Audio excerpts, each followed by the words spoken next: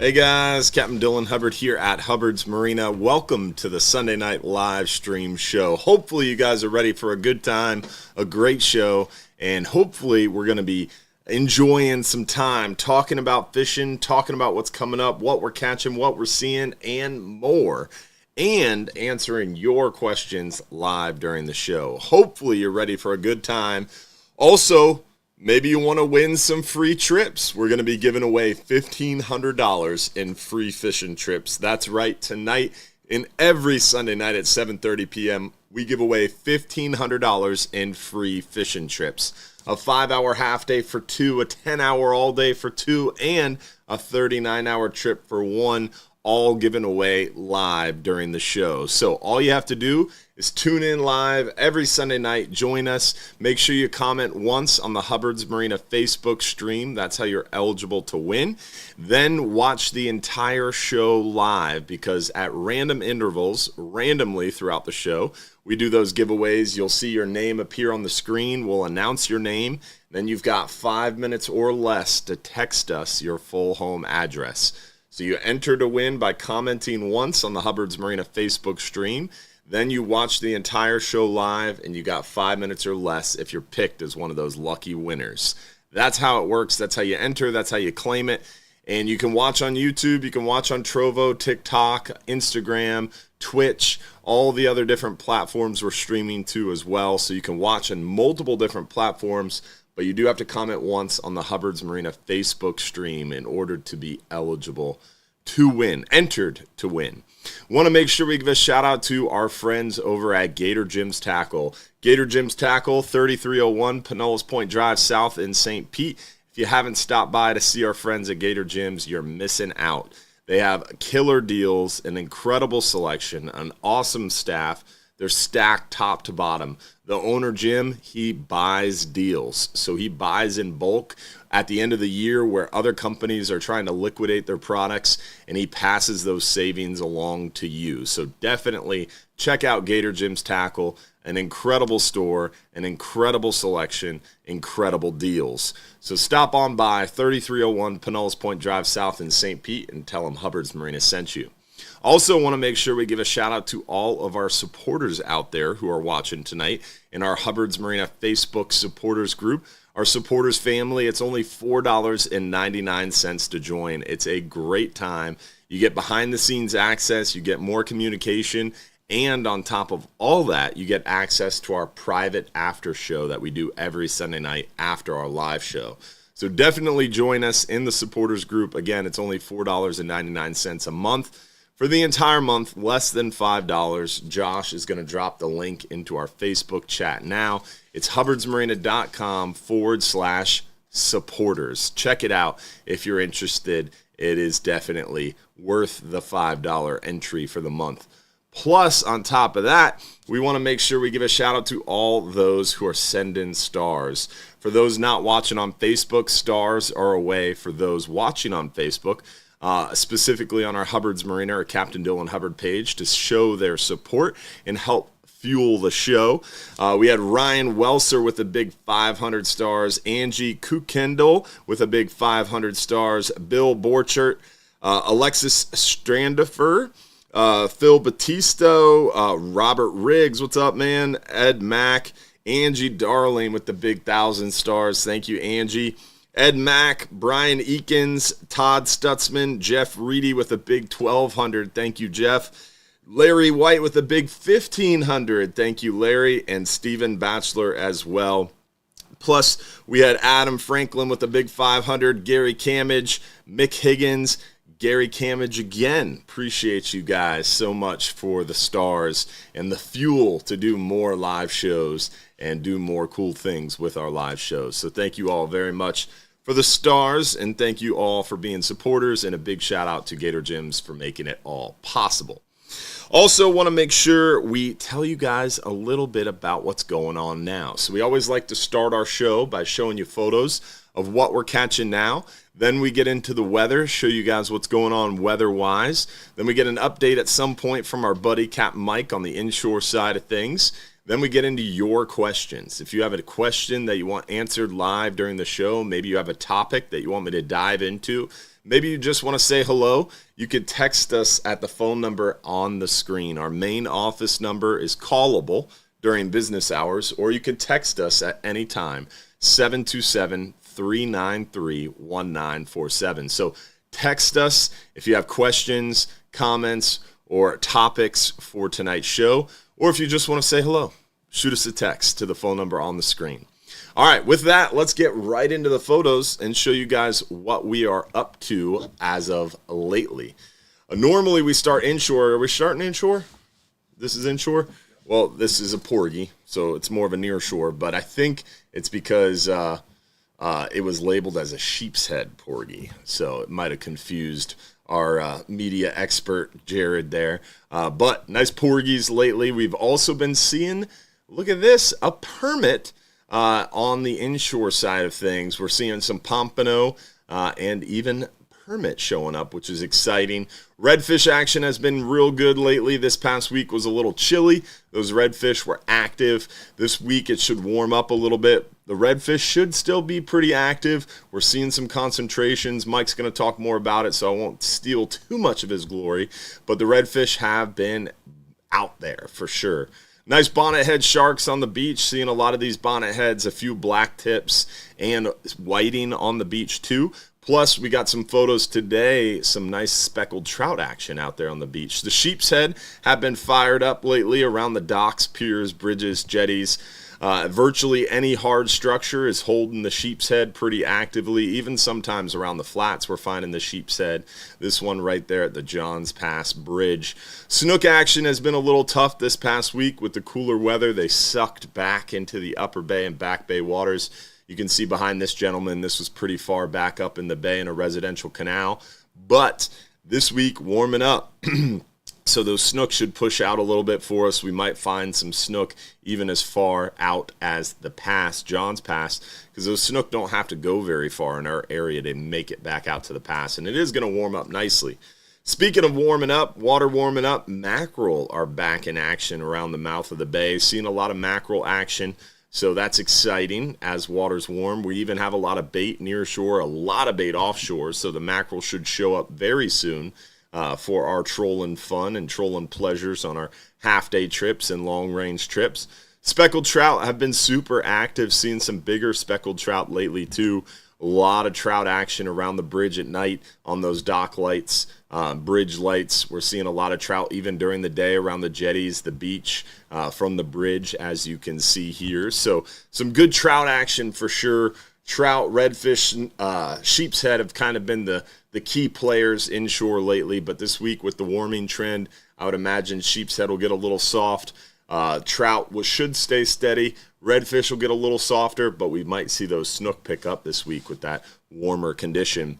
Let's move a little bit nearer shore and show you guys what's going on out there a little deeper. Some porgies, some nice hogfish action. The hogfish action has been going pretty well. Look at Smokey poking it out for the camera there. Definitely some good hogfish on the 10-hour trips, the private charters, catching a few hogfish on the half-day trips.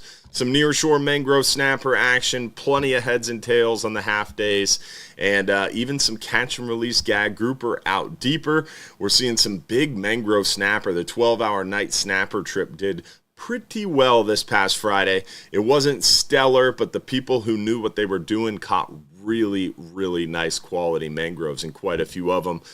So the mangrove snapper bite was there, but it was definitely a little picky. You had to know what you were doing and work for them, but the 12-hour night did pretty darn well. The 39-hour trips have been picking the fish. Not a really stellar bite, but if you're fishing hard, fishing every spot, they've been putting together a decent catch. Some nice keeper red grouper, plenty of big mangroves, a couple yellowtails, some porgies, some vermilions, some almacos, so it is going well. Plus, triggerfish opened back up as well, so we're excited about that.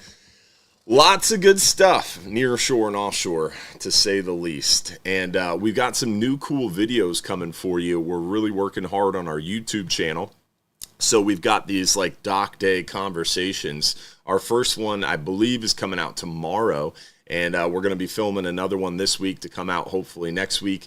So almost weekly, if hopefully weekly, but definitely almost weekly, we're going to have these conversations where the captains and crew get together. Our supporters group actually helped come up with this idea. So a lot of things we kind of bounce off the supporters group. So another benefit of being in that private supporters club is you get to have a voice and an insight into what we're doing and what we're planning. So we're excited about that. Those conversations are pretty cool, just the captain and crews hanging out. A lot of times we have these conversations before trips, after trips, on dock day, where the captains and crew are hanging out, talking about what's going on now, what we're seeing, the trends on the water. So I wanted to try to share some of that with you guys as organically as possible. So definitely subscribe to our YouTube channel and stay tuned, because we got a bunch of new cool videos coming out. Plus, we just recently launched on our YouTube channel a red grouper update. We'll talk a little bit about that tonight, but if you want to dive deep, definitely check out our YouTube video. We got that red grouper update. Big changes coming, and positive changes too. Plus, we're going to be filming a gag grouper update, telling you guys and filling you guys in a little bit about what's going on with the gag grouper too. So lots of stuff coming on the YouTube channel, so make sure you subscribe as well. All right, so we showed you photos, talked a little bit about what we're catching. Let's hop right into our weather, talk a little bit about what's going on weather-wise. As always, weather-wise, we go right to our website, hubbardsmarina.com. We click fishing trips. Then we click that weather links page. On our weather links page, I would start in our 5 and 10 hour forecast area, and it gives you a good idea of kind of what's going on. It's going to get nautical tomorrow. It's going to calm down for us Tuesday. Wednesday, Thursday, Friday looks spectacular.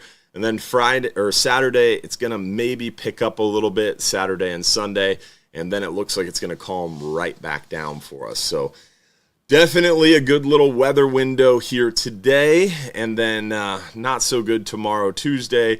Wednesday going to be looking good. Then Friday, the 14th, we also have a full moon. So we've got a full moon Friday coinciding with prefrontal activity. So I think it should be pretty darn good Wednesday, Thursday, and Friday. Monday, tomorrow, they're going to be calling almost 7-foot seas. It is going to get downright nautical right out of the west. So we're going to be putting storm lines on and preparing like it's almost like a hurricane, because those boats will be bouncing around at the dock with that west swell and that high wind. And then Tuesday, it shifts out of the north as that cold front moves by us and starts to calm down as the wind dies off through the day Tuesday. And Tuesday, if you notice, it's bumpy, 4.5, almost 5 foot, but it's an 8-second period, so a pretty big swell. So if the wind calms down a little sooner, we might even be able to get out on the water Tuesday. Just fishing would probably be a little bit tough.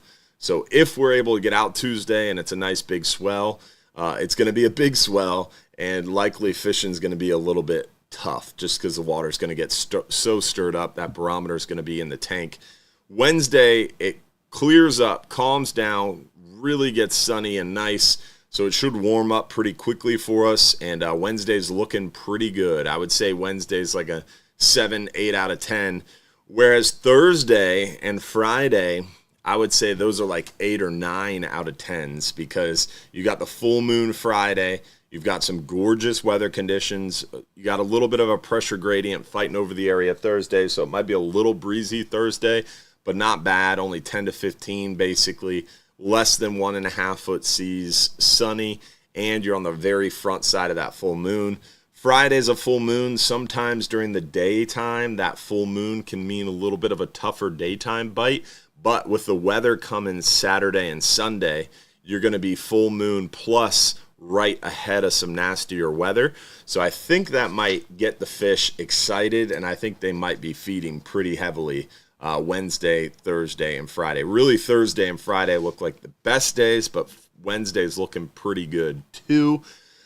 Then Saturday and Sunday might be a little breezy, but it's early, so I wouldn't get too concerned. If you have trips planned Saturday, Sunday, I wouldn't get too concerned yet, because things can change. We're keeping our fingers crossed that things can change, because we do have a 44-hour trip that's going out. We want to get out there and crush the fish on that full moon. So we'll see about that. But then it calms down nicely next week. Hopefully that'll stay the same, so we'll just have to kind of wait and see how that weather plays out. But like I said, best fishing coming up for sure is going to be probably Thursday and Friday, with Wednesday looking pretty darn good too. Avoid tomorrow, maybe Tuesday, but Tuesday, if we're able to get out there fishing, is probably going to be pretty slow. And then potentially Saturday and Sunday coming up, going to be a little bumpy, but it's early and things can change a lot. So I wouldn't get too worked up about it. That's kind of what we're looking at weather-wise. So we talked about what we've been catching. We talked about the weather. We're going to get into your questions very soon. So make sure if you have a question, don't forget to text it in to that phone number at the bottom of the screen. As always, we like to touch on our seasons and give you guys kind of a seasons update. Nothing much has changed, so it's still the same. We've been talking a lot about it, and nothing has changed recently. Coming up the first week in April, we have another Gulf of Mexico Fishery Management Council meeting, so we should have some more information there. Next week, I am running our Refish AP meeting, so we might get some information and updates there too. So potentially next weekend we'll have some news, but definitely after that Gulf Council meeting early April, we'll have news. Should have potentially a finalized red snapper season, which we know red snapper season is going to start June 1st. We know red snapper season's probably going to go into September sometime, because remember last year, red snapper season started June 1st and it ended around late August 27th or so, and we left 30% of the quota on the table. So most likely this year we should see those red snapper open June 1st, and they should probably go into, I would guess, like maybe maybe even late September for our federal for-hire fleet. So should have a really nice long red snapper season. Amberjack this year should be September and October. Triggerfish are open all year except for January, February, June, and July. So triggerfish are open the rest of the year except for June and July. Red grouper, this year, red grouper are probably going to close sometime mid to late May. So super frustrating on the red grouper front this year, but we just updated our YouTube with that red grouper update. We talked about that huge update on red grouper, and why don't we just play the video? Josh has got it queued up and everything, so I'll let you guys just watch the video. So here's the red grouper update. This won't apply this year. Should hopefully apply, fingers crossed, for 2026. Here's the update from our YouTube channel. Don't forget to subscribe. Oh my goodness, I'm hitting the wrong buttons over here, Josh. There we go.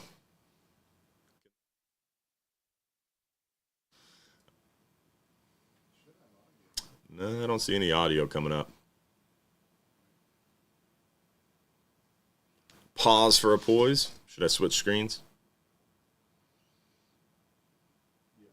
All right. Josh is going to work on it. Or you can subscribe on YouTube and find the full video on YouTube. But we'll see if you can get that audio working here in just a second. But really, really good news coming on red grouper. Essentially, this year, our red grouper season is going to close mid to late May this year in 2025. But they just finished a stock assessment.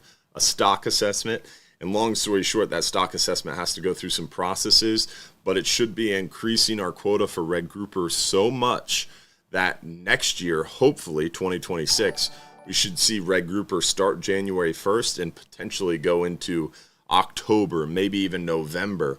So we should go from 5 months this year to potentially 10 or 11 months next year. Now, there is a little bit of concern. I think it just worked. Or maybe you just hit a button. I don't know. There is a little bit of concern that potentially they might not get Mike Anderson. Is it working? Oh, we got a phone call. Capt Mike's calling in. So, as I was saying, there's a little bit of potential that the red grouper thing might not happen in time for 2026, which would be really frustrating. So we're kind of waiting to see. But fingers crossed, this year, red grouper season is going to end middle to late May. Hopefully next year, red grouper season will be 10 or 11 months. If they can get the job done in time. And that's basically the highlights of that video. So now we don't need to watch the video during the show. But you can watch the video on our YouTube channel if you want a deeper dive on the red grouper side of things. Capt Mike, what's up, buddy? How are you, my brother? I am doing very well, man. It's a good day. How are you? Good. I'm good. I'm the same. Good day. Nice. Yeah, man. Everything going well for you? Yeah, man. I heard the bite was really good today. Really good. Oh, inshore. Nice.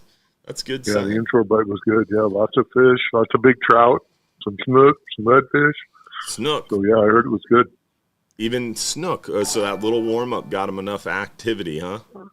Yeah, I'm not sure what the deal was. I don't know. I was really surprised to hear. I was more surprised to hear about the big trout bite turning back on. Yeah.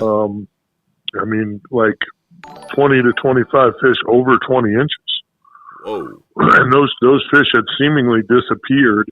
And I think with the water temp coming back down some, I think those fish reappeared, if I had to guess. So strange. I thought that was really the most, I thought that was the most interesting part of it all, to have that many big trout caught up shallow again. Kind of caught me off guard, but I was glad to hear it. So hopefully, we can get past tomorrow and get into some better days as the week moves on. I know tomorrow's going to be ugly. So tomorrow's going to be ugly, but it's going to calm down nicely. What's funny is, speaking of tomorrow, a buddy that works out at the gym with me is a longtime client of Justin Moore, the man, the myth, the legend, And so his name's Ed, and him and I talk quite a bit. He's in there all the time at the same time I am, and he fishes with Justin probably, I would say, 8 to 12 times a year, if not a little bit more. So he had a trip scheduled with Justin for Wednesday, and we've been talking about it like, hey, the weather's going to be a little nasty Monday, Tuesday, but it's going to calm down Wednesday. Might be a little tough, but at least you'll be able to get out there. And then he told me today that Justin moved his trip to tomorrow. And I was like, why would they move it up? So I don't know what Justin has planned, but I'm kind of interested. Now I'm really interested. What's the secret? He must be going for sheepshead, I would imagine. I don't know. I don't. Listen. They know something we don't. Well, the rule number one, if they're from the Anna Maria, Bradenton, Sarasota area, and their last name is Moore, don't question them. Just don't question it. That's exactly what I told them. I was like, that doesn't make any sense, but I trust Justin. There's a reason for it. I do too. Yeah, I think Justin's one of the best. He's probably top 5 on the entire west coast of Florida right now. Yeah. So, if he says he thinks he can pull it off, and maybe, he's paying attention to exactly when that front will come through and thinks he can beat it. Yeah. Which wouldn't surprise me. I mean, that guy is really, really, really good. Really good. Fishing the front side of it before the barometer jumps out, like the fish will get excited as it's approaching. Yeah, exactly. Makes sense. Exactly. That would be my guess. Based on what I saw, I did not think I could beat it, so I canceled. So, I don't. The whole early morning thunderstorm thing just doesn't work for me really good. So. Yeah, it's no fun trying to race the thunderstorms. But if you got long-term clients that are cool with it, it's worth the gamble. That might be part of it too. You might be like, hey, this is kind of a gamble, but even if we only fish for an hour and it turns out to be crappy, at least I tried. And he might be right. Sometimes you gamble like that and you get it right. If it doesn't rain until 11. And here you had the whole morning of this incredible bite that everybody missed out on because they were scared. They called it early. Yeah, exactly. That's me. I hear you. So the bite's fired up. Hopefully behind the weather it'll stay fired up. The sheepshead, have you been hearing anything on sheepshead? I'm still seeing quite a few sheepshead, but they've all been pretty small. Haven't seen the big breeders. Yeah, I'm not sure. I haven't, this thing kind of got warm and the big trout got frisky and a lot of things that, the last couple of years we haven't had. Yeah. Kind of took the showcase from me for the sheephead fishing this year. It just didn't stay cold long enough for me to keep dialing into at least the areas I like to catch them in. So I'm not sure, how that bite is, if I'm being honest. So, but again, it's, I know there's some around that just don't disappear. So Yeah. there's, They gotta be somewhere. if you maneuver your way around the flat, you'll run into a few here and there. So yeah, my father, whenever anytime we lost anything or were looking for something, he'd always look at us and say, "Everything's got to be somewhere." That's what just popped in my mind. Yes. The sheep said got to be somewhere. He's correct. He is correct. He's a smart guy, that dad of yours. Yeah. Got to be somewhere. Yeah. Showing up. Yes, sir. Showing up. But yeah, that one I'm kind of clueless on. Like I said, I heard good things about some snook, especially around the mouths of the rivers. That bite was pretty good today, even up the bay. Yeah. I got good report that bite was pretty strong today, so that's encouraging. Now, what's interesting, and I want to ask you this question, is this weather that's coming tomorrow. A lot of this weather is prefrontal activity, that pressure gradient. So we get a really strong south and then just stiff west wind, and then for a short period of time, Tuesday, it switches out of the north, but it doesn't blow out of the north too hard or too long. And it's kind of a weak front as far as like temperature drop. So I don't see a huge temperature drop in this front. So probably the barometer is not going to be super low, super long. It's not going to be a sustained, really crazy north wind. Do you think, and then the rest of the week, we got the full moon coming up Friday, and it's a big warm-up too. It's going to warm up really, really nice. So with the warm-up, with it calming down fast, with the moon, do you think those snook are going to start trickling out? I mean, we're getting mid-March time frame. They got to be close. I think it's a slow trickle, and I think that trickle will continue. I think if I'm being fully transparent, I'm super blessed because I get to talk to Scott Moore quite a bit. Yeah. He calls me from time to time, and whenever possible, I immediately take that call. And I try to just be quiet and listen, because he's forgotten more than most of us will ever know about saltwater fishing here on the west coast of Florida. He did write the book. Literally. He did write the book, absolutely. And I think what is important there is, he says there'll be snook. There's already snook that have trickled out. Mm-hmm. And they're going to continue to just trickle out probably all the way till June. Yeah. So, I mean, that's really part of it. We kind of expect this big explosion, which, we're going to get. But even when they do that, it won't be all of them. And it'll just be some of them. And you talk about that a lot. Like leading up to winter, through winter, you talk about that a lot. Like when we have a really hardened down winter, it gets really cold, stays cold for a while, and then it gets nice in the spring. You see that big push of fish. All those fish are so hungry, and everything kind of comes to life. This year, we're not going to really see that. It's more of a trickle like you're talking about because we've had this weird up and down weather pattern. So you see them kind of trickle out, and then they kind of come back, and then they trickle out, and then they kind of come back. And the wintertime snook, trout, the wintertime redfish, trout, sheep's head kind of fire up when it cools off and gets murky, and then they calm down. So I think what you're saying makes sense. It's kind of more of a trickle, and that has more to do with the weather pattern, or is that general, you think? I think it has to do with the weather pattern. I really do. I think some of it. I think the trickle slows down. Yeah. It's a slower trickle when the weather's up and down the way it's been. Yeah. And I think if you get faucet turns on a little bit more, if that pattern just kind of shifts. 100%. If it just all of a sudden goes warm and we don't get a bunch of cold fronts and that water temp just cranks up to 72 and then 75, I think them fish come kind of. It's still a trickle, so to speak, but it's more of an open faucet. Here we come type of deal. Now, again, there's a lot of fish, so it's not going to happen overnight. You won't get them all at once. Yeah. But I think that. It's just, I think it has a lot to do with the weather. I really do. I think that water temp plays such a big key in it. The length of day plays a big key in it. The water quality, what's going on with the water, what's going on with the bait has a lot to do with it. Yeah. There's a lot of bait. There's a lot of bait near shore and a ton of bait offshore. I was talking to Captain Will from the 39 hour today, and he's seeing huge, like bigger than he's ever seen before, bait piles around the middle grounds, elbow, the pipe, a lot of different areas. So pretty cool to hear that. Now it's just a matter of that water temperature getting right to get those pelagics fired up. I can't believe we have. Yeah. I mean, we haven't.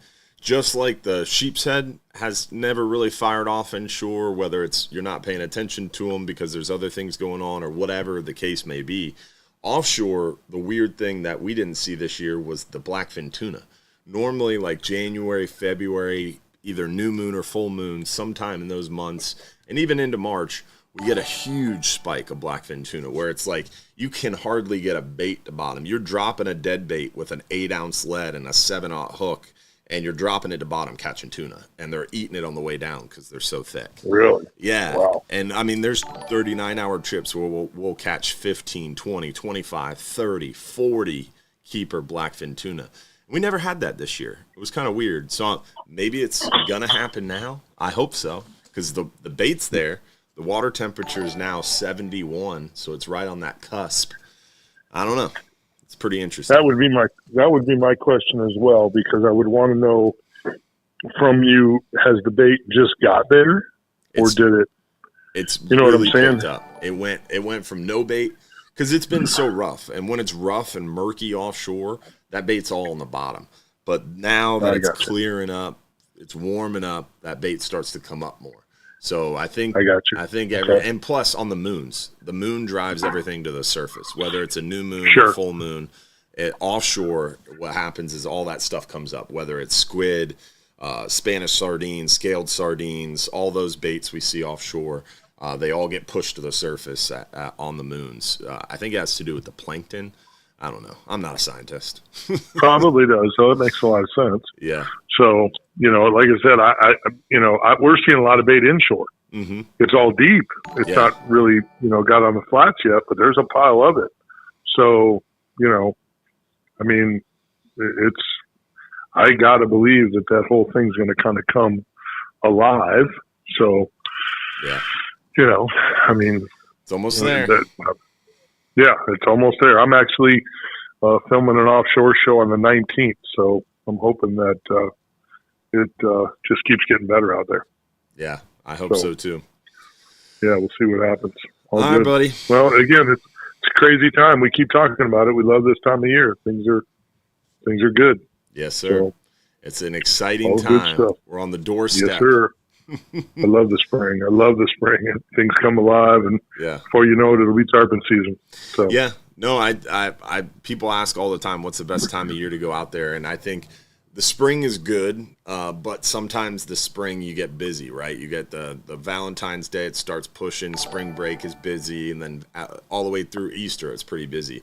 But on the backside of that, like late spring, or I guess you could say early summer, like that end of April into mid-May time frame, oh my goodness, that time, it's not hot yet.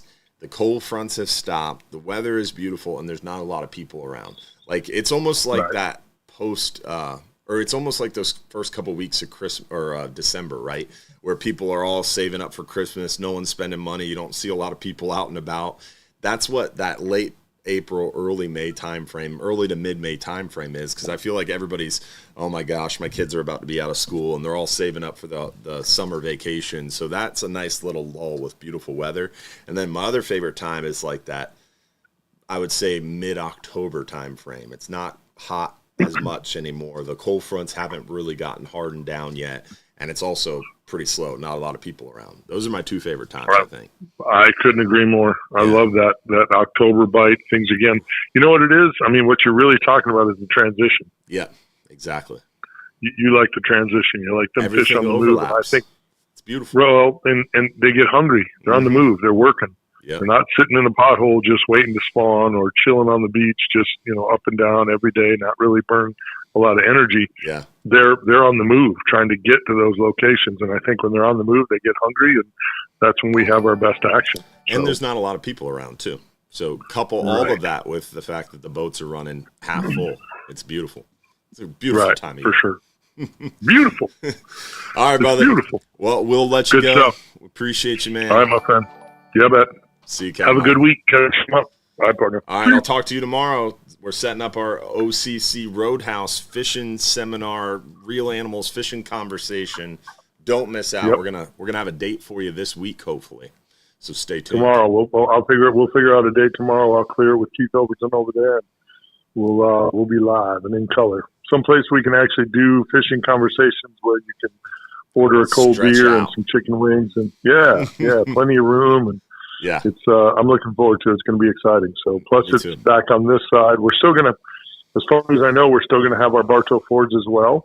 So, but we'll mix them up. Now we'll be on this side and that side, so that way we're not all the way.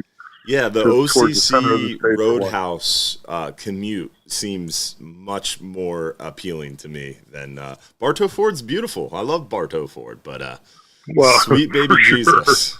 Leaving at 3 o'clock in the afternoon to get to Bartow by 6 p.m. through Tampa on the I-4. It is not for the faint of heart. No, I agree. I think Keith told me they're where they are, they're 11 minutes from Tampa International. I love it. So, it should be a lot better on everybody. Yeah, it'll just be different. We're just going to reach a different group. And, that's the beauty of the conversations. Hopefully, we'll get a bunch of people out there, and, we'll continue to do Bartow Ford as well. So both sides of the bay. Yeah, we'll just have a lot of stuff covered for a lot of people, all over our listening area. So it's a good thing. Don't forget to check out the Real Animals podcast as well. You got a bunch more new episodes. Where would they find that, Mike? Oh, we're on Spotify. We're on Apple Podcasts, TuneIn, Google Play, ritampabay.com as well. Yeah. And I always have a link on the Facebook page when they drop. So you can always just click on that link. And I think we're on iHeart now as well, on the iHeart podcast list as well. So nice. It's pretty easy to find, and we're getting some good reviews on it, which is good. So I did a couple this week that I thought are going to be really, really good. Had some great conversations, and looking more. Tomorrow I got to do that as well. I got to get some more in the schedule. So loving it. All right, brother. All right, I'll my talk brother. to you tomorrow. Be good. See you, man. See you, bud. See. Bye. Always a pleasure to get our Capt Mike update. So we've covered a lot already, but it's time to get into your questions. And before we get into your questions, it's time to give away a free fishing trip. That's right, totally free fishing trip. We've got a 5-hour half day for 2, a 10-hour all day for 2, and a 39-hour for 1 to give away.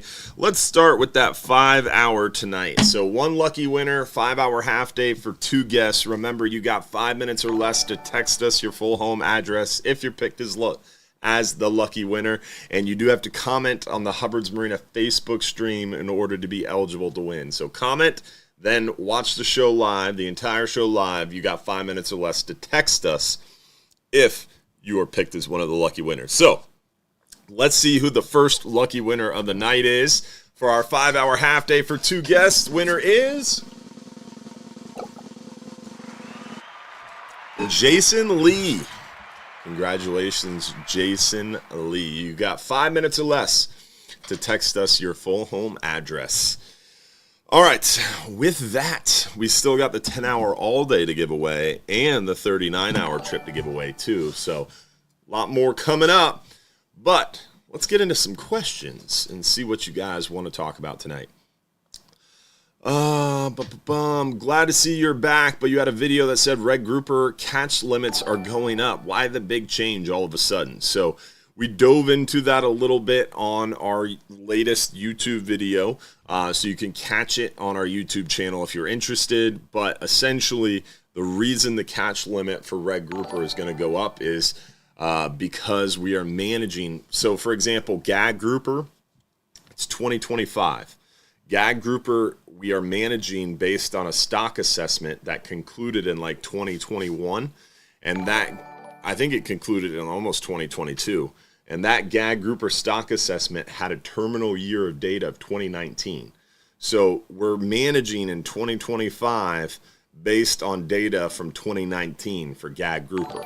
Red grouper was even worse. I think it was like 2017 was the terminal year of data we are managing our red grouper based on. So they just finished a red grouper stock assessment. So that updated. I think the terminal year in the most recent assessment was 2021 or 2022. Don't quote me on that, but it was pretty absurdly long ago. I wasn't very happy. So maybe 2022 potentially. So that red grouper stock assessment that just concluded based on that 2022 data has now said that red grouper has done exactly what we've been saying they've done. Their population has rebounded. Grouper are very cyclical, and we see these boom-bust recruitments, and that's what we've seen. We saw a bust in recruitment. That's why the red grouper quota went down. Then we saw a boom in recruitment. Now there's a lot more red grouper. We've been saying, hey, there's more red grouper. The red grouper are healthy, but it takes a long time for science to catch up, and now it's going to take time for management to catch up. So now the science is saying red grouper is healthy. The quota should go up a lot. The season should go from like 5 months to like potentially 10, 11 months. But now management has to take that science and turn it into management. So hopefully they're going to have that job done in time for 2026.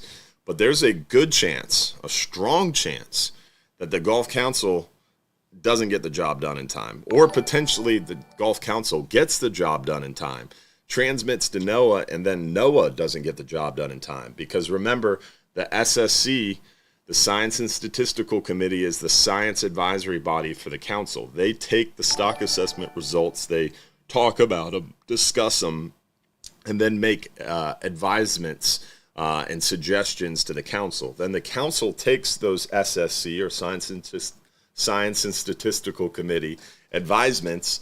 Then the council goes to their APs, their advisory panels, like the Refish AP meeting that we're going to have next week.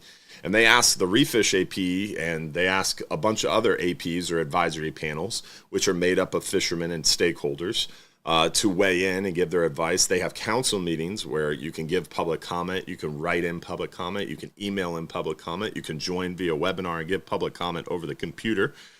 Then they get a bunch more public input, and they work through the council process. It takes 2, 3, 4, 5, sometimes 6 meetings, and they only meet 5 times a year, basically every 2 months.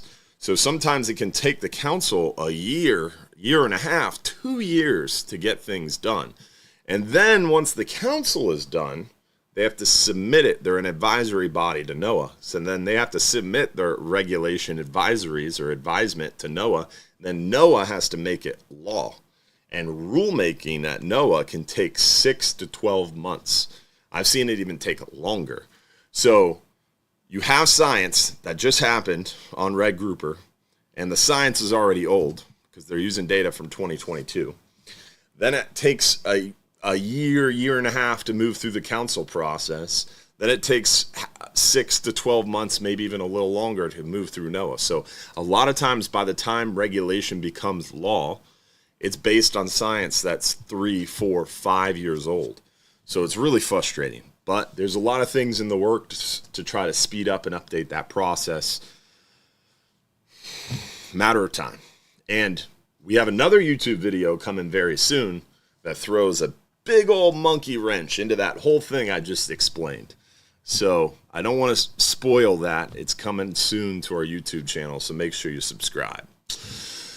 But fingers crossed, toes crossed, and saying prayers that this red grouper information does make it into law by 2026. But I don't have a lot of faith, honestly. I actually bet one of the council members that it won't. Hopefully that'll motivate them to make me wrong and make it happen. But we'll see. I just don't have a lot of faith in how fast the system moves. So we'll see. But red grouper quotas are going up. It's a matter of when. What fish is open in the beginning of August? So remember, red snapper should open June 1st and be open until around maybe mid-September, maybe even late September. So red snapper will be open.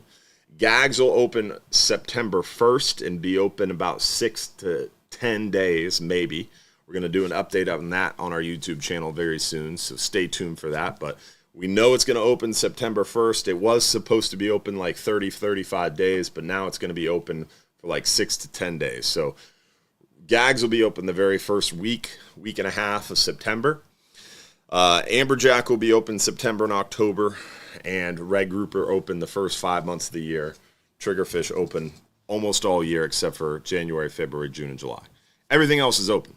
So in the beginning of August, you'd have red snapper, you'd have no gags, no amberjack, no red grouper, but you'd have red snapper, triggerfish, scamp, mangroves, yellowtails, muttons, almacos, porgies, vermilions, a variety, a litany of fish. Virtually everything in the Gulf except for 3 fish. Let's see, what other questions do we have? I know we have to have more questions, right, Josh? What is the best bait to use if you're hunting whiting and flounder? Whiting, specifically shrimp. Flounder, live shrimp works really well. It kind of depends on your practice. Whiting are on the beaches in the surf. You want to fish between the sandbars. So like when you're walking out on the beach, you kind of stumble into that little trough. That's a trough that you come up on a sandbar, and then you kind of fumble down the back of that sandbar. You go another 15, 20 feet, and you come up on a sandbar. So those little troughs are where the fish are. So you want to cast with the beach. A lot of people just try to cast perpendicular to the beach, but you really want to cast along the beach and fish in those troughs. The whiting are generally going to be in that second or third trough. And they like live shrimp on the bottom, light tackle, minimal weight. Flounder, they're going to be hanging on sandy areas adjacent to structure. So you could fish like the north side of Johns Pass Bridge. You could fish around the docks of Hubbard's Marina. Any sandy areas adjacent to structure. Sandy potholes on a grass flats or sandy edges on a grass flats, also really good. Live shrimp works well, live white bait. Basically any live bait or slow-moving soft plastic really close or virtually on the bottom is going to attract a sheep or a flounder's attention. Who will be the captain for this Friday's 44-hour? If you're in our supporters group, we post the schedule in there so you would know. But this week, Captain Will is running that Tuesday 39-hour and the 44-hour this weekend. So Captain Will. Any news on your Gulf Council seat? So for those unaware, I did put my name in for the Gulf of Mexico Fishery Management Council seat that came up for Florida. It gets seated in August. Everybody who applies, the application process is open. How it works is you apply to the state first. So the state gets a list of names. You ask people for recommendations. People write you recommendation letters to the appointments office at the state level. Then the governor of the state, so in this case, Governor DeSantis, comes up with a governor's list. Typically like 4 to 6 names or 3 names, as few as 3 names, but he has to submit at least 3 names to the Secretary of Commerce. So the governor comes up with a governor's list. Typically it's kind of in order of who he wants to see first, second, and third. And then he submits that list to the Secretary of Commerce. Then you have to ask for more recommendation letters and emails to the Secretary of Commerce. Then the Secretary of Commerce ultimately picks from the governor's list. Sometimes the governor sends a list of 3 names, 4 names, 5 names, and he puts the person he wants to get the seat first. And sometimes the Secretary of Commerce says, okay, and the first name the governor lists is the person who gets the seat. Sometimes the Secretary of Commerce doesn't pick even the first name or the second name or the third name. Sometimes they pick a random name off the list, so you never kind of know. But it's kind of how it works, is you have to get through the state level first, then you go to the federal level, and so essentially I have no idea. The state hasn't even picked their list, so there's no governor list yet. So I don't know if I made the governor's list. If I make the governor's list, then you have to get to the Secretary of Commerce, and I wouldn't know about that because that hasn't even made it to that level yet. So long way away from knowing anything about potentially me getting appointed to the Gulf Council. Earlier you mentioned the guys that knew what they were doing on the night snapper trip did well. Can you talk about the difference between doing well or difference between what they were doing compared to everybody else? So mangrove snapper are probably hands down one of my favorite fish to catch, to target, to catch, to eat. They hold well. Their texture is good.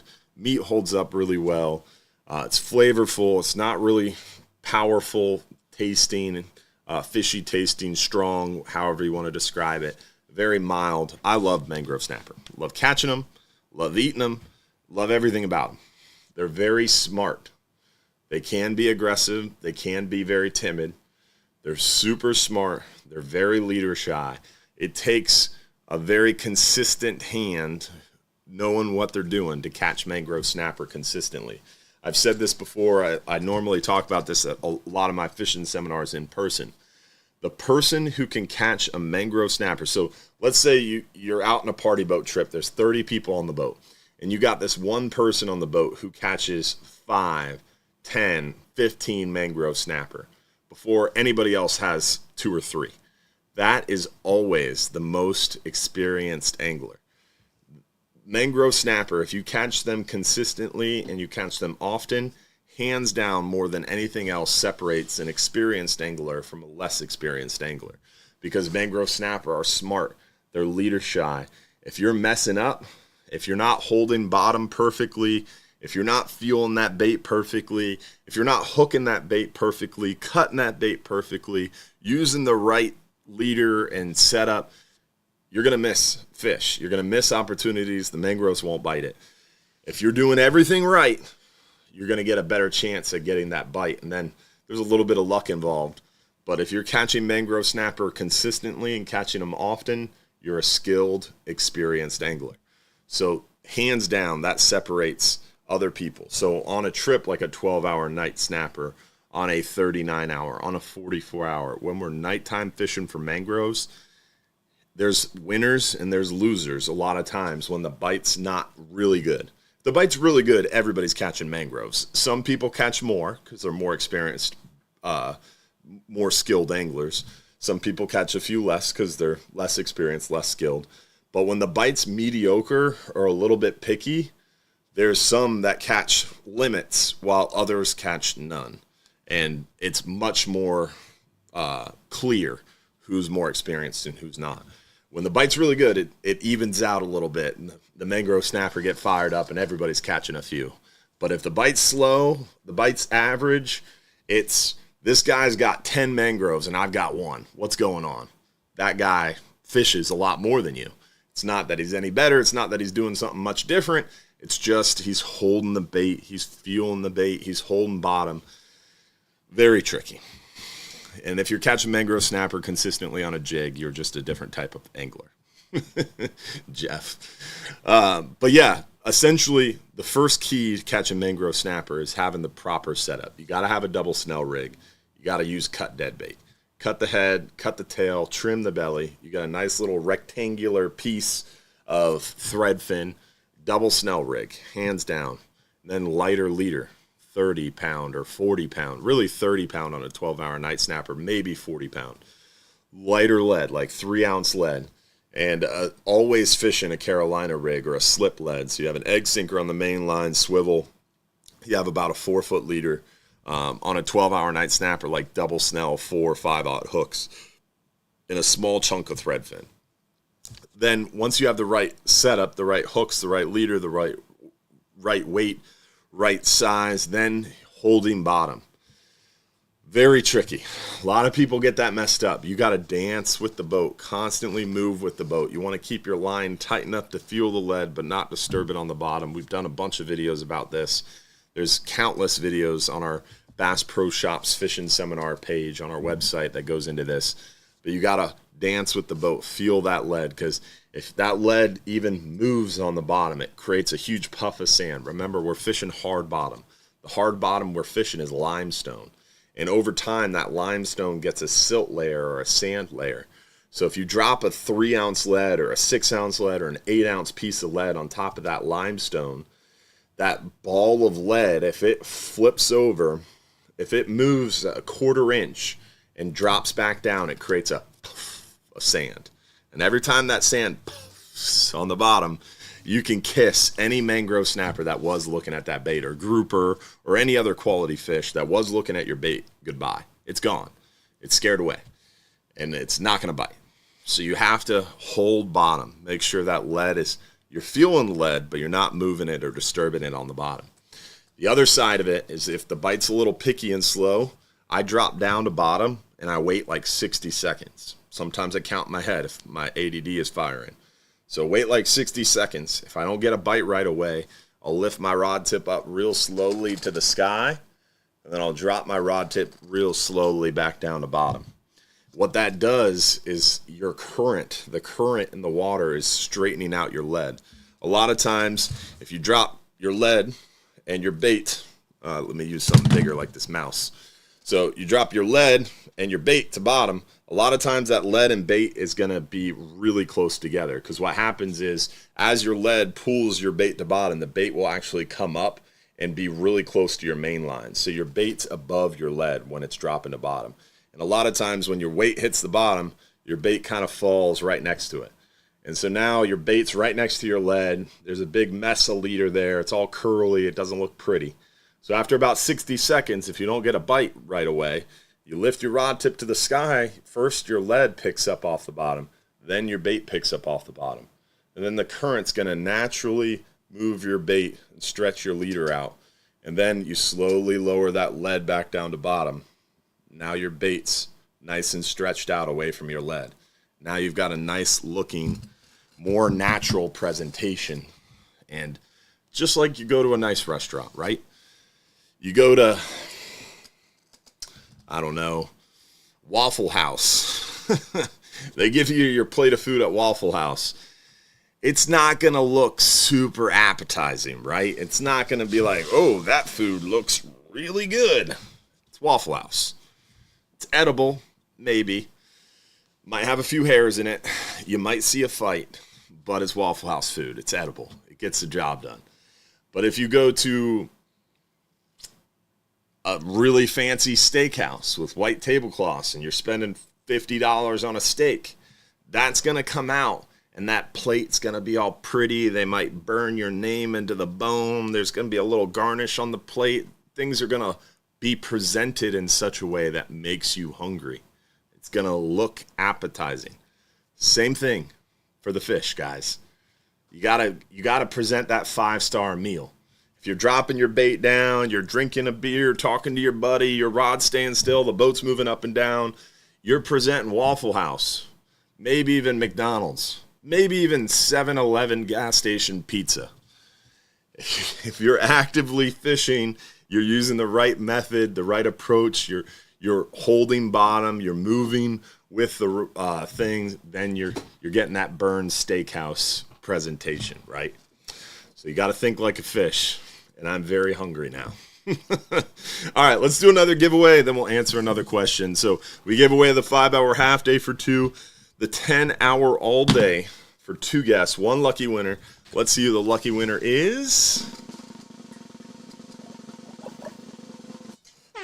Barbara Riggs. Barbara Riggs from Southwest Ohio. Congratulations, Barbara. Burns Steakhouse is pretty darn good, but I'm a Charlie's guy. Charlie's, I think, is better than Burns. I said it. Also, Council Oak at the Hard Rock. Very good. Very good. Highly recommend. 10 out of 10. All right. We're going to get into one more question, but Josh, can you pop over to the website real quick? So if you go to hubbardsmarina.com, guys, go to fishing trips. I was just talking about this with staff today. It is crazy all the stuff Josh has here on our website. If you go to fishing trips and you go to fishing video links, you can go to Catch More Fish, which has everything. It's got all our fishing reports from every week. It's got a fishing tips and tricks video, some highlights, but if you hit this view more button, it'll take you to the whole page. The fishing tips and tricks page is just covered up in how to tie, how to rig, how to cut, what works well, all these different tips and tricks. But if you go to the Catch More Fish page and you scroll down, there's Off the Hook with Captain Hubbard, so you can load more, and all the different past live shows come up. But this is the page, little gold nugget, the Bass Pro Shop seminar page. Again, go to fishing video links, and you could just hit Bass Pro Fishing Seminar, or you can find this on the Catch More Fish page. If you hit the load more, it loads all these Bass Pro Shops fishing conversations that we've done in the past These are all on our YouTube channel, but it's kind of hard to find all of them because they're kind of buried in our YouTube channel. But if you go to our website, you can find all these seminars. And there is a ton of seminars here. These are an hour long, and I dive really deep into a lot of different topics. So these are hours and hours of footage between past live shows, seminars, the fishing tips and tricks page. It's wild how much information is there on the website. So if you like that conversation just now and you want to see it with a rod in my hand and more visuals, right there on our website page, we have it. We talk about it. So the golden nuggets are there for sure. All right. Next question. Please explain on a 39-hour trip when you leave a day before a species is open. So this is interesting. So this is an example of the man trying to pull one over on us.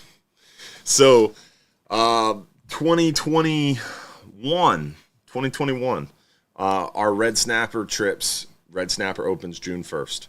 Our red snapper trip left May 31st. We didn't start fishing until after midnight. So we started fishing June 1st technically, but we left the dock May 31st. We got boarded by FWC. And the FWC officer was trying to give us some heat, and I hopped on the sat phone. I was calling the head guy at FWC law enforcement, and we got the police officers, the officers off the boat. We went back to fishing. I think that was 2021. It might have been earlier, like 2019, 2020, somewhere in there. Maybe it was earlier. I forget. Time runs together. Long story short, we got them off the boat. We kept doing our trip. Very next year, same thing. Left May 31st, started fishing June 1st. Boom, here comes the enforcement officers. They board the boat. They start trying to read us the riot act. And I was like, no. I got this email from last year. You guys tried this already. We're good. And they're like, no, you're not. And they tried to push the issue even more. And it went pretty high up the ladder. There was a special conversation at one of the Gulf Council meetings about it. Then I was complaining about illegal charters at the Gulf Council meeting and all these problems we were having with illegal charters back in the day. And NOAA's Office of Law Enforcement, the head of Office of Law Enforcement at the time, approached me on the side. He was like, hey, you've been talking about how law enforcement's having a problem with illegal charters. Well, I found out you're an illegal charter, and the way you operate your 39-hour trips is illegal, so you have to stop. And I was like, no. We're not doing this. So it took two meetings, which was about 3 months for federal law to change. It was beautiful. It was a gorgeous thing. So complain about law enforcement then tries to shut you down. Then you end around and just change the law. It was beautiful. It was, that got me hooked for sure.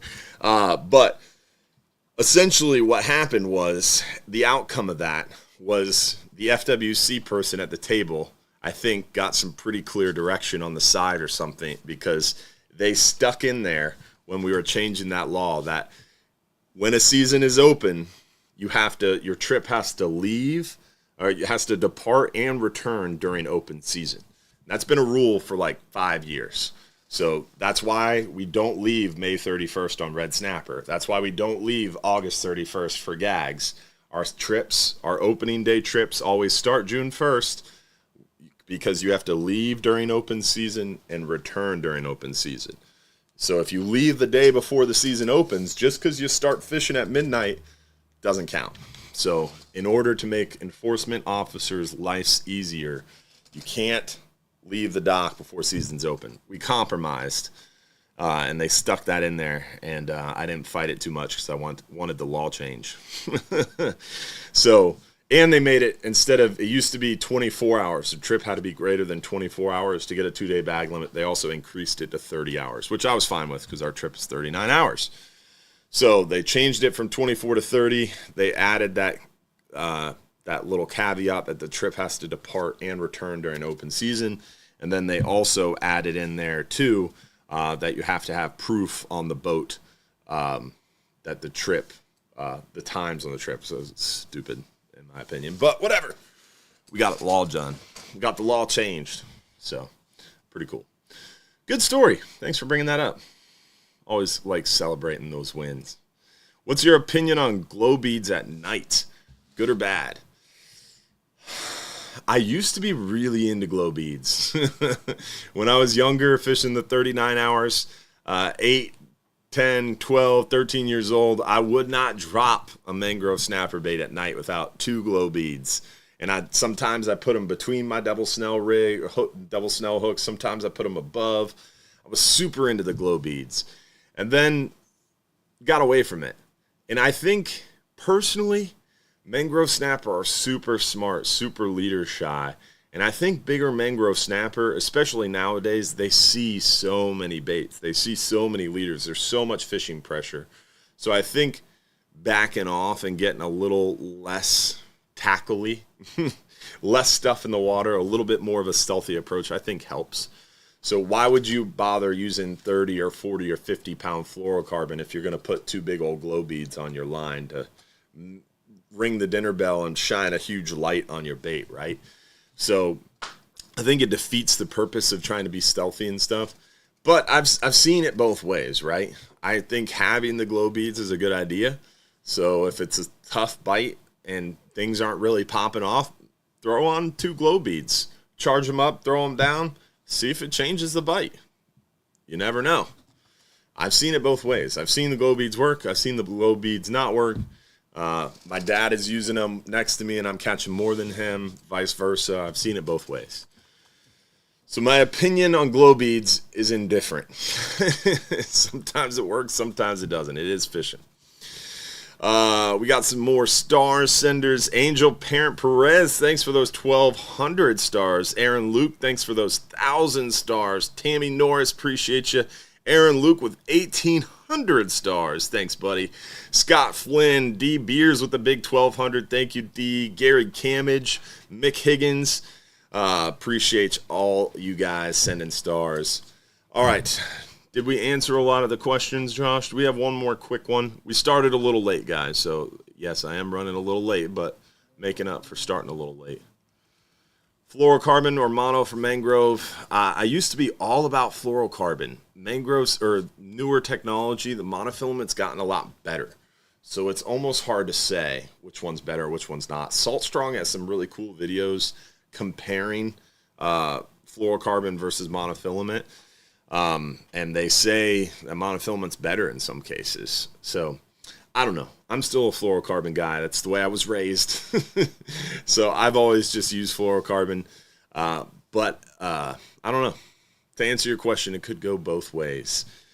With newer technology and newer lines, there's a lot of monos out there that are just as good as fluorocarbon. But fluorocarbon, on average, in general, is less stretchy, has less memory, and is more abrasion resistant. So that's why fluorocarbon is preferred. On average. There's some monos that are pretty not stretchy, pretty abrasion resistant, and don't have a lot of memory. So it depends. You get what you pay for. If you've got a really expensive mono versus a average cost fluorocarbon, the mono is probably better. So I think good whiskey costs money applies to that one. All right, we got a few more questions, but we are real late, so I don't want to go too long. So if I didn't get a chance to answer your question, I will do so tomorrow morning when I go through the questions, or sometime tomorrow, as soon as possible. All right, we covered pretty much everything I wanted to cover. I did try to get a guest tonight, and everybody backed out on me. So we'll try to have a guest next week. Want to shake things up. Give you guys a little bit of a refreshed look. I like having a guest every now and again, but I like sitting talking with you guys too. So I like just me sometimes, stretch my legs and hang out with you all.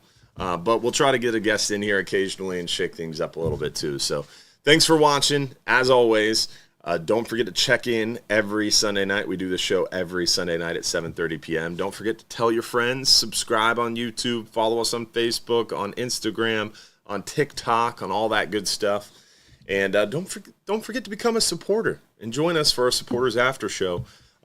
Supporters After Show is going to be $8.55, Josh, is my guess? Yeah. Sounds good? All right. $8.55 we're shoot for the Supporters After Show. Also, don't forget as well that We have OCC Roadhouse Fishing Conversation coming up. We'll have the date for you this week. We'll launch a Facebook event. The supporters will know first, but it's going to be coming up soon, so pay attention to that. That's going to be a lot of fun for sure.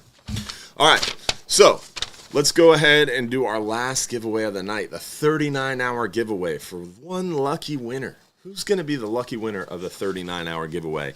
Remember, our 39-hour giveaway is brought to you by our friends over at Innovative Pools and Spa.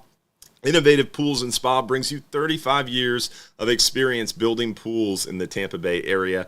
They are continuing the legacy of their father's company, which was recognized as a top pool builder in the area for 35 years. And they're continuing to raise the bar in pool construction, design, and features, and they have an unparalleled passion for the industry. Give them a shout, 727-788-1650, or visit them online at innovativepoolsandspa.net for an estimate and see why they are the top choice for families in our community. Innovative Pools and Spa. Really, really good people. Check them out. And the sponsor of the 39-hour giveaway. So let's see who won our Innovative Pools and Spa 39-hour fishing trip for one lucky winner. Winner is, drum roll please, Ricky Shreve. What's up, man? That's awesome. All the way from South Carolina. He used to fish with us all the time on our 10-hour trips. He did some 39-hour trips. Then he upped and moved away. We haven't seen him in like 2-3 years, and then he showed up the other day for a half-day trip or a 10-hour trip. I forget which one. So it was good to see him again. And look at that. Now you got an excuse to come back, buddy. Again, 39-hour. Congrats, Ricky. Hopefully we'll see you guys sometime soon here inside John's Pass at Hubbard's Marina for some real fishing fun. In loving memory of our good friend, Capt. Billy Nobles, do yourself a favor, take a kid fishing, and don't forget, if you're too busy to go fishing, you're just too darn busy. So hopefully we'll see you out in the water soon. Supporters After Show in 10 minutes. Join us in our Supporters Club. And stay tuned for more information and new YouTube videos dropping soon. Subscribe. Y'all have a good night. Thanks for watching.